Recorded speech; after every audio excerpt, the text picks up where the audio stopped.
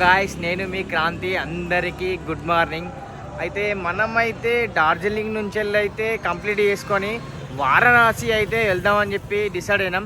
కాకపోతే మధ్యలో ట్విస్ట్ ఏంటంటే మనకి బీహార్ దగ్గరలోనే ఉంది కాబట్టి బీహార్లో ఉన్న గయా ఊర్లో బుద్ధ టెంపుల్కి అయితే వచ్చినాం మనం.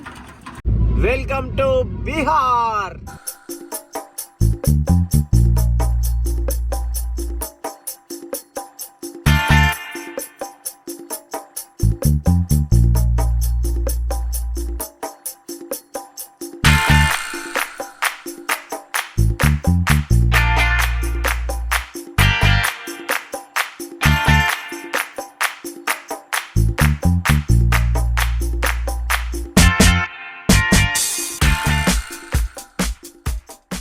సో ఫ్రెండ్స్, ఇదైతే గయాలో బుద్ధ టెంపుల్ ఎంట్రన్స్. ఇది మనకి ఇగో ఇక్కడ నుంచి వెళ్ళి ఇటు సైడ్ అయితే కార్లు అయితే వెళ్ళనివ్వరు. దీనికి పార్కింగ్ అయితే ఇక్కడ నుంచి చూడండి. మన కారు కూడా ఇగో దీని ఆటో వెనక సైడ్ అయితే పార్క్ చేసాం. ఇక్కడ 30 రూపీస్ అయితే ఛార్జ్ చేస్తారు. ఇప్పుడే ఫ్రెష్ అప్ అయి టెంపుల్కి అయితే వెళ్తున్నాము. ఇక్కడనైతే అందరు విచిత్రంగా ఉన్నారు. లేపాల వాళ్ళ ఎవరు ఏంటిదని అయితే ఏం అర్థమైపోతలేదు మాకైతే. స్ట్రేట్ గా ఇక్కడ నుంచి అయితే లెఫ్ట్ సైడ్ లో కనిపిస్తుంది, అదైతే టెంపుల్. మనమైతే వెళ్దాం. టెంపుల్ ఎంట్రన్స్ అయితే ఇది చూడండి.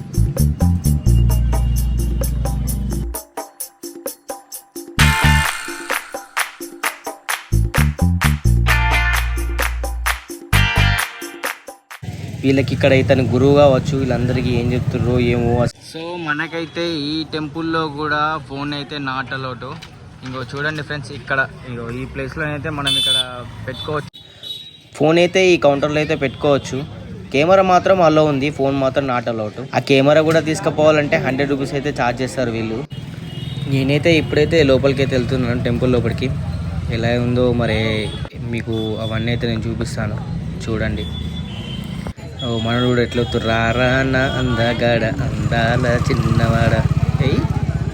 సో ఇది అయితే నేను బయటకు వెళ్ళి తీసిన వీడియో. లోపలికి అయితే ఫోన్ అయితే ఎంట్రీ లేదని అయితే చెప్పాను కదా. ఇది కానీ నేను ఇంతకుముందు చెప్పాను కదా గోపురం అని. ఆ గోపురం లోపలనైతే ఈ గోపురం చుట్టూ అయితే 4-5 గోపురాలు అయితే ఉంటాయి. ఎంత పీస్ఫుల్గా అనిపిస్తుందంటే లోపలనైతే ఫుల్ పీస్ఫుల్గా ఉంటుంది. ఎందుకు పీస్ ఉందంటే ఫోన్ అలో చేయాలి కాబట్టి, అందుకని అంత పీస్ ఉంది. కానీ నాకు మాత్రం ఫోన్ తీసుకపోతే మంచిగా అనిపించింది. ఎందుకంటే లోపల విజువల్స్ అయితే హైలైట్ ఉన్నాయి. ఒక్కొక్కటి అయితే అసలు మర్చిపోలేను, అట్లా ఉన్నాయి. వీళ్ళ ప్రత్యేకత ఏందో నాకు తెలియదు, కానీ వీళ్ళైతే చాలామంది బయట ఉండి ఇలానే నమస్కరిస్తున్నారు మొత్తం మంది.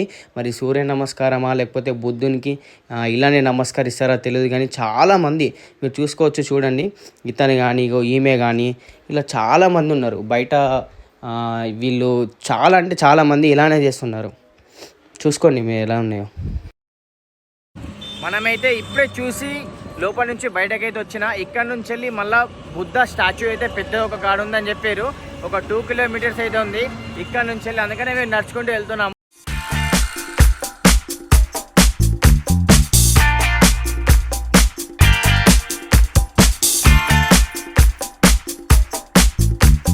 వీళ్ళైతే నేపాలి వాళ్ళ, భూటాన్ వాళ్ళ, టిబెట్ వాళ్ళ ఎవరన్నది అయితే మనకైతే తెలీదు, కానీ అందరూ మాత్రం టెంపుల్లో వీళ్ళే ఉన్నారు.